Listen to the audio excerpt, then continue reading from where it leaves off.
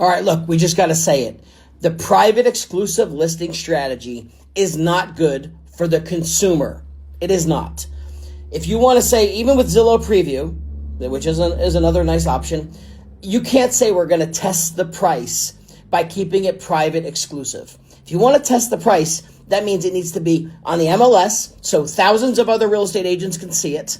It has to be on all the portals, so all the potential buyers can see it, because you cannot test a price with a small local market. And by saying you can come to the office and look in the book, or it's available to our 370,000 agents, is still not full market exposure.